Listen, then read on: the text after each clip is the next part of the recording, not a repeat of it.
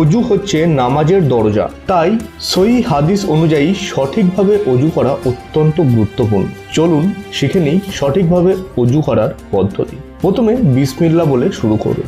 তারপর 2 হাতের কবজি পর্যন্ত 3 বার ধুয়ে নিন। 3 বার কুলি করুন এবং 3 বার ডান হাতে পানি নিয়ে নাকের ভিতরে দিয়ে বাম হাত দিয়ে নাকটা ঝেড়ে ফেলুন। তারপর পুরো মুখমণ্ডলটা 3 বার ধুয়ে নিন। এরপর কনুই সহ 2 হাত 3 বার ধুয়ে নেবেন। প্রথমে ডান হাত, তারপরে বাম হাত। মাথা মাসাহে করুন একবার এবং কানও মাসাহে করে নিন। তারপরে 2 পা গোড়ালি পর্যন্ত 3 বার ধুয়ে নেবেন। প্রথমে ডান পা, তারপরে বাম পা।